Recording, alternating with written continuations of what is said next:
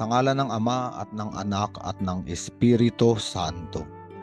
Panginoon, isugo mo ang iyong espiritu at pagpanibaguhin mo ang muka ng aming mundo. Ang ating ebanghelyo ay mula kay San Lucas, Kapitulo 21, versikulo 5 hanggang 11. Ang ebanghelyo sa araw na ito ay pagtalakay ni Jesus patungkol sa mga palatandaan ng katapusan ng panahon. Ang pagguho ng templo, mga digmaan, lindol, tagutom at iba pang sakuna.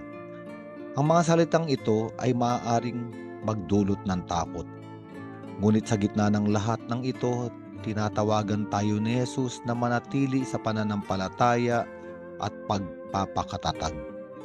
Ang mensaheng ito ay hindi lamang para sa mga disipulo noong panahon ni Jesus, kung hindi para na rin sa atin ngayon. Habang hinaharap natin ang maraming mga pagsubok sa ating buhay at sa mundong ating ginagalawan. Unang-una, ang ating buhay ay puno ng pagdurusa at hindi tiyak na mga hinaharap. Ang mga kaganapan na binanggit ni Jesus gaya ng digmaan at kalamidad ay patunay na ang ating mundo ay puno ng kaguluhan at kalituhan. Ngunit hindi tayo tinatawag ni Jesus upang magpatalo sa takot. Bagkus tinatawagan niya tayo na manatiling matatag at magtiwala sa Diyos sa kabila ng lahat ng ito. Hindi natin dapat kalimutan na ang mga pagsubok ay bahagi ng ating paglalakbay. Ngunit hindi rin ito ang katapusan, sapagkat hindi tayo pababayaan ng Diyos. Pangalawa, binabalaan tayo ni Jesus na manatiling tapat sa ating pananampalataya sa kabila ng mga pagsubok. Maraming mga mali at huwad na Mesiyas, mga huwad na pangako na nagiging sanhi ng kalituhan ng tao sa daigdig. Kaya't pinapaalalahanan tayo ni Jesus na huwag magpalinlang at huwag matakot.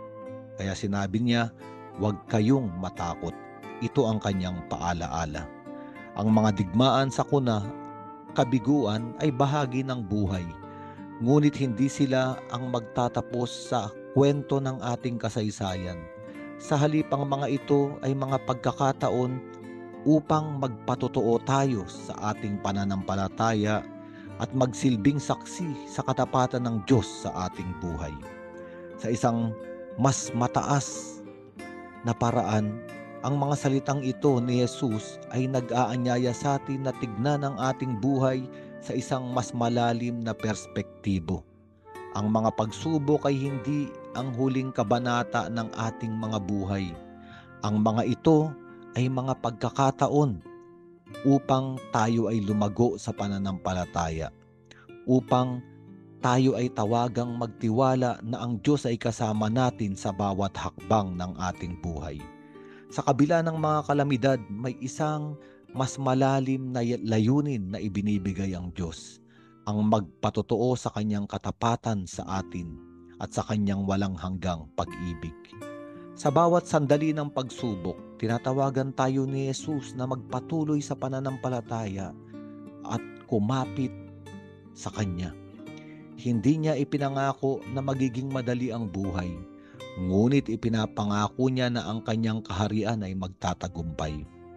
Sa bawat mabibigat na sandali ng ating buhay, mga sandali ng krisis, sitwasyon ng kawalan ng pag-asa, o mga kalagayan na nagpapahina o bumibigo sa atin, naway magpatuloy tayo sa pagbangon at pagpakatatag, magpatuloy sa pagtitiwala na ang Diyos ay laging kasama natin.